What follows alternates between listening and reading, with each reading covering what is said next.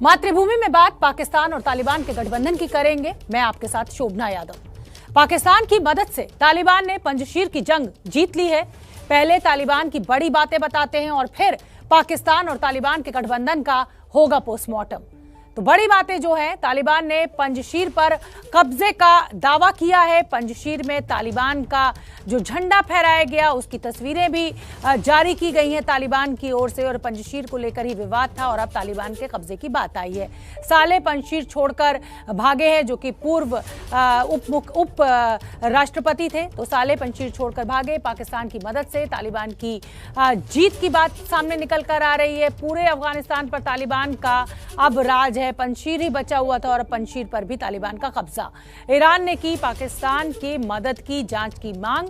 Iran का कहना है कि अगर किसी विदेशी देश ने इस तरह का काम किया है तो उसकी जांच होनी चाहिए। सरकार बनाने की तैयारी में तालिबान जुटा हुआ है। कई देशों के जो प्रमुख हैं उनको न्योता भेजा गया है। काबुल के राष्ट्रपति भवन में ये पूरा समारोह होगा।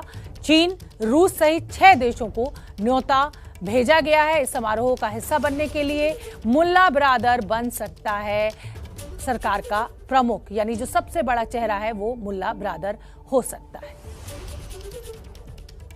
और हम आपको बता दें कि अफगानिस्तान के पंजशीर में कब्जे को लेकर लड़ाई आखिरी दौर में है। तालिबान का दावा है कि उसने पंजशीर पर कब्जा कर लिया है। तालिबान के कब्जे के दावे पर रेजिस्टेंस फोर्स की तरफ से ट्वीट में कहा गया है कि तालिबान ने प्रांत पर कब्जा कर लिया है, लेकिन नेशनल रेजिस्टेंस फ्रंट ने कड़ी टक्कर दी और इसके बाद लिखा गया कि द रेजिस्टेंस कंटिन्यूज, यानी वहीं पंजशीर में जारी इस लड़ाई में पाकिस्तान तालिबान का साथ दे रहा है। इसके कई सबूत सामने आए हैं। आईएसआई चीफ काबुल गए और यह भी कहा जा रहा है कि वहां से तालिबान की मदद पाकिस्तान के द्वारा की जा रही है। तो क्या वाकई में तालिबान ने पंजशीर का आखिरी किला भी जीत लिया है? दावा किया जा रहा है कि पंजशीर पर कब्जे के बाद तालिबानी लड़ाके वहां अपना झंडा फहरा रहे हैं। इस वीडियो में तालिबान का झंडा फहराया भी जा रहा है और आसपास तालिबानी लड़ाके दिख रहे हैं।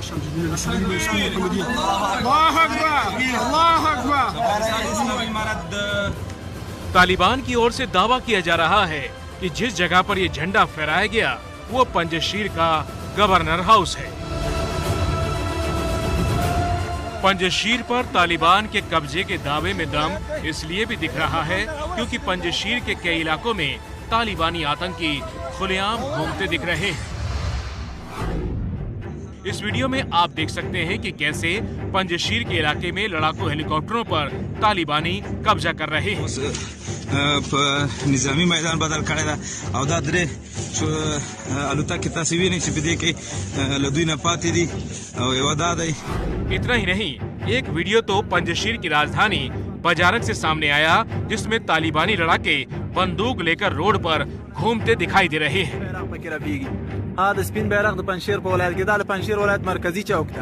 जिस जगह पर तालिबानियों को घूमते देखा गया वहीं पर तालिबानी विरोधी अहमद शाह मसूद की तस्वीरों वाले पोस्टर भी हैं।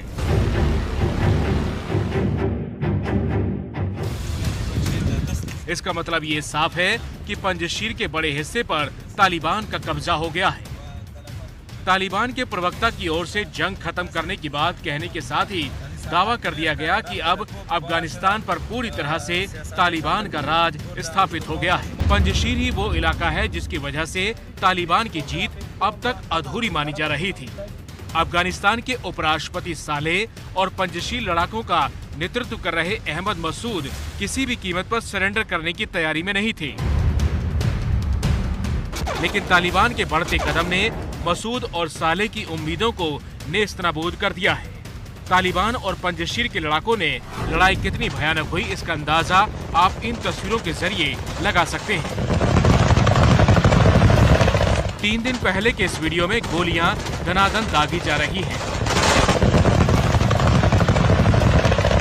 पंजशीर के लड़ाकों की ओर से कोशिश तो पूरी की गई थी तालिबान को घाटी में पहुंचने से रोका जाए, लेकिन पंजशीर के लड़ाकों की हार की कहानी लिखी पाकिस्तान और तालिबान के गठजोड़ ने।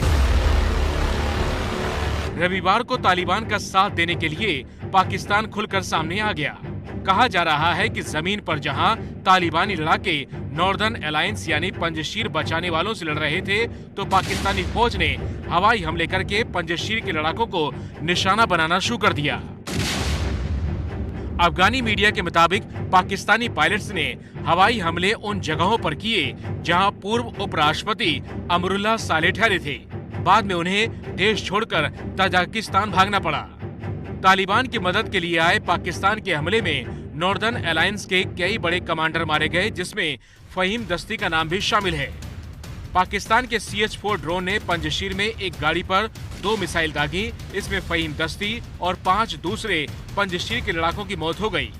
बताया जा रहा है कि शनिवार को पाकिस्तानी खुफिया एजेंसी ISI के चीफ फैज हामिद काबुल के दौरे पर गए थे और अगले ही दिन पाकिस्तानी एयरफोर्स ने पंजशीर पर हमले कर दिए।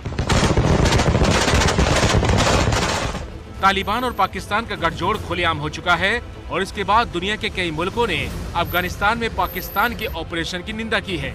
ईरान ने तो पंजशीर के खिलाफ लड़ाई में पाकिस्तान की भूमिका की जांच की मांग कर दी है।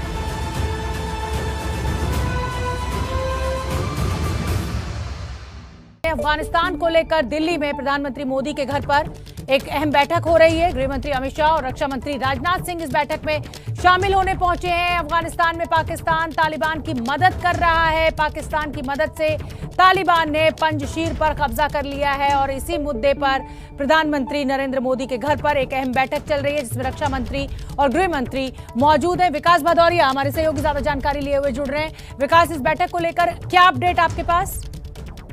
देखिए, अब से कुछ देर पहले ही गृह मंत्री अमित शाह और रक्षा मंत्री राजनाथ सिंह प्रधानमंत्री आवास पर पहुंचे हैं और ये महत्वपूर्ण बैठक इसलिए मानी जा रही है क्योंकि अफगानिस्तान के हालात पर लगातार प्रधानमंत्री रोज अपडेट दे रहे हैं। और ऐसी सूरत में जब अफगानिस्तान में आज ही ये खबर आई है कि पंजशीर पर भी अफगानिस्तान का कब्जा हो गया है, साथ ही साथ पाकिस्तान की और ISI की जबरदस्त प्रेजेंस, तो खासतौर पर पाकिस्तान की एयरफोर्स की जबरदस्त प्रेजेंस अफगानिस्तान में देखी जा रही है।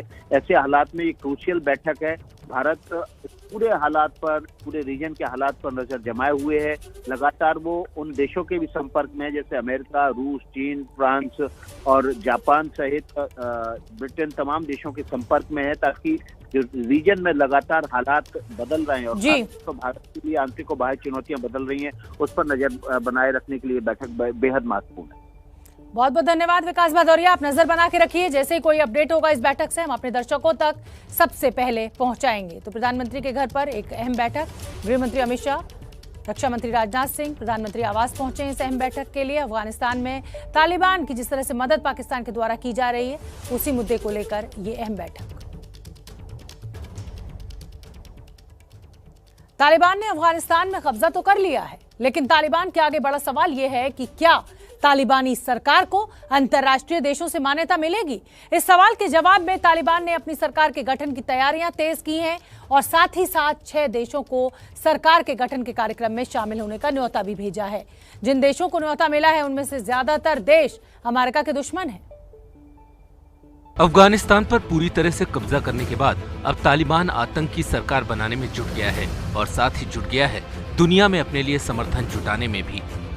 चीन, तुर्की, ईरान, पाकिस्तान, रूस और कतर, ये उन 6 देशों के नाम हैं जिन्हें तालिबान ने शपथ में शामिल होने का न्योता दिया है। और ये जानकर आप चौंक जाएंगे कि इन 6 देशों में से एक कतर को छोड़ दें तो बाकी 5 से अमेरिका के रिश्ते अच्छे नहीं हैं।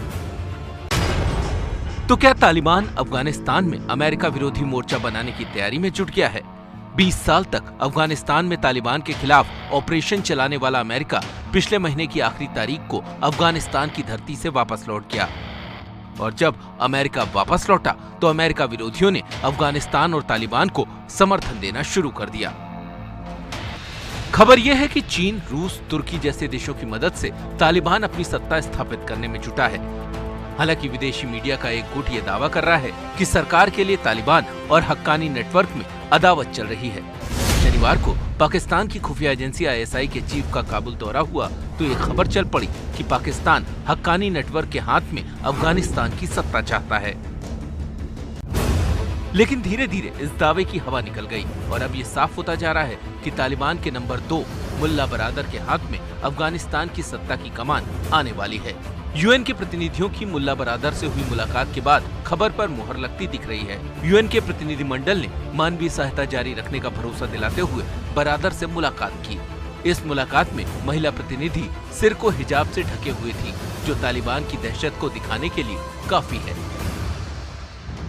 तालिबान के शपथ ग्रहण की तैयारियां काबुल में होने लगी हैं। पोस्टर बैनर छप चुके हैं। राष्ट्रपति भवन में शपथ ग्रहण होगा। अफगानिस्तान में तालिबान का आना न सिर्फ दुनिया के लिए बल्कि हिंदुस्तान के लिए भी ठीक नहीं है।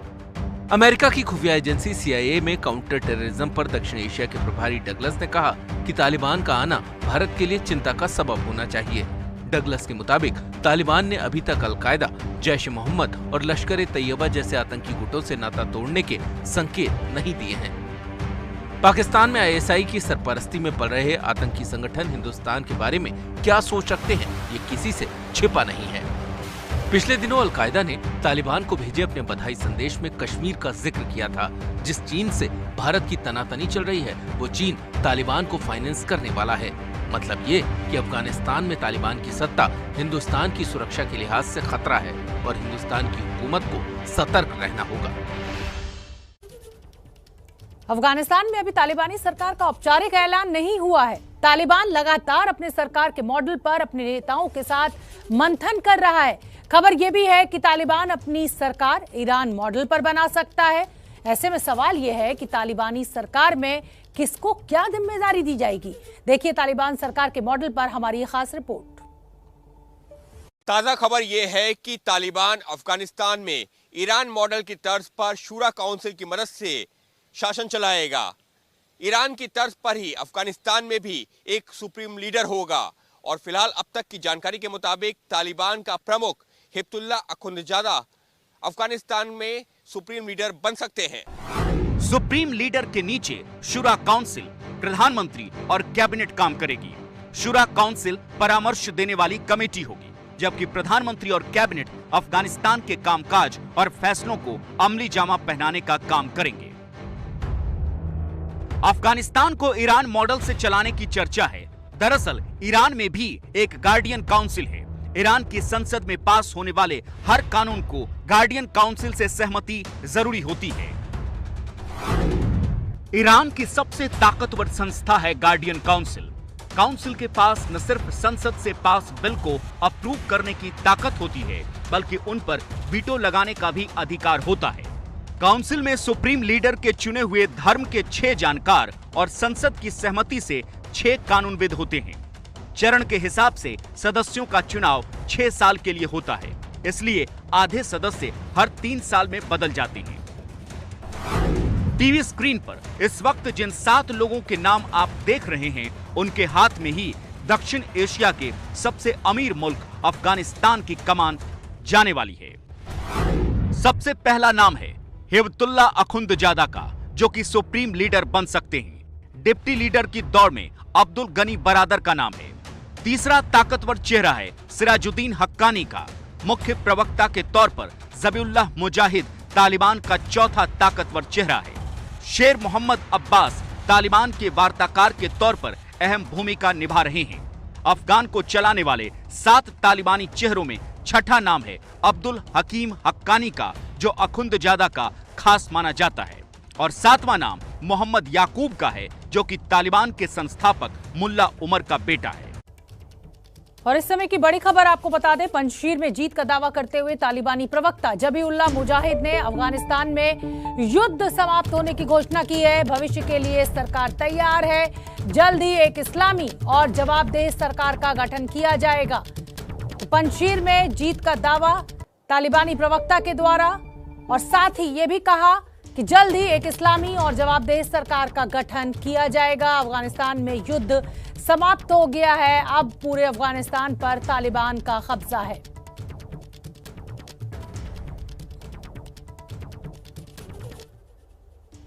तो ऐसे में सवाल यह है कि आखिरकार तालिबान अपनी सरकार क्यों नहीं बना पा रहा है। खबर यह भी है कि तालिबान की सरकार के गठन में पाकिस्तान खुलकर दखलंदाजी कर रहा है। खबर तो ये भी है कि ISI की वजह से तालिबान और पाकिस्तान परस्त हक्कानी नेटवर्क में फूट पड़ गई है और उसके बाद ISI चीफ इसे सुलझाने के लिए काबुल पहुंचे हैं और इसी वजह से ये पूरा विलंब हो रहा है। पूरी दुनिया इन तस्वीरों को देखकर हैरान हो गई, क्योंकि ऐसा पहली बार हुआ जब किसी देश की खुफिया एजेंसी का चीफ किसी दूसरे देश में वहां की लीडरशिप से आपसी संबंधों को बेहतर बनाने के लिए गया हो। आमतौर पर ऐसे दौरे देश की पॉलिटिकल लीडरशिप करती है, लेकिन पाकिस्तान में ऐसा नहीं होता। जनरल फैज का अफगानिस्तान का दौरा बता रहा है कि पाकिस्तान की सत्ता पर इलेक्टेड नहीं, सिलेक्टेड पीएम है। दरअसल जनरल फैज ऐसे वक्त में अफगानिस्तान गए हैं जब वहां पर सरकार बनाने को लेकर मतभेद की लगातार खबरें आ रही हैं। अमेरिका को अफगानिस्तान से बाहर करने के लिए तालिबान के अलग अलग गुट एकजुट हुए थे, लेकिन अब उनके अंदरूनी झगड़े उभर कर सामने आ रहे हैं। सत्ता के लिए पूर्वी और दक्षिणी अफगानिस्तान के लड़ाकों के बीच घमासान है, तो कट्टरपंथियों और उदार चेहरे का दिखावा करने वाले तालिबानियों में भिड़ंत। तालिबान के राजनीतिक गुट यानी दोहा गुट और लड़ाई करने वाले मिलिट्री गुट में टक्कर है। देश भर से अलग अलग लड़ाकों ने सत्ता में अपनी हिस्सेदारी जमाने के लिए काबुल में अपनी अपनी टुकड़ियां भेज रखी हैं। इनमें शामिल हैं अखुंदजादा के डिप्टी रह चुके मुल्ला बरादर और खलील हक्कानी, जिनके लड़ाकों का काबुल एयरपोर्ट के बड़े हिस्से पर कब्जा रहा।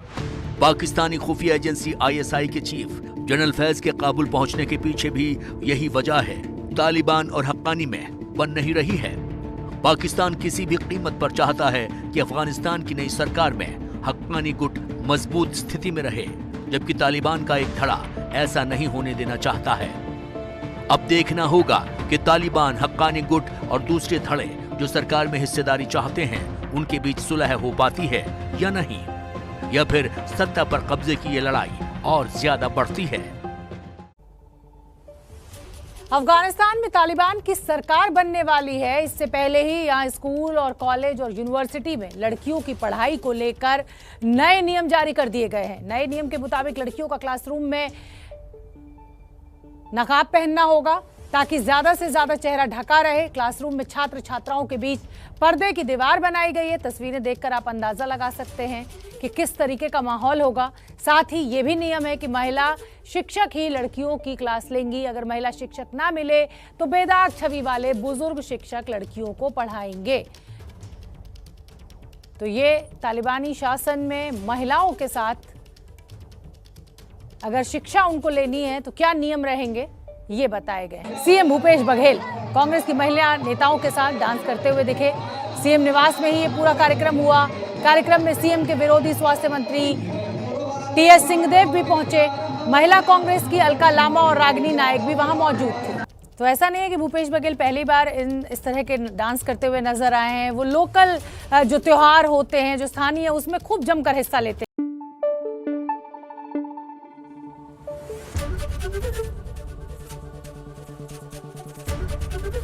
एबीपी न्यूज आपको रखे आगे।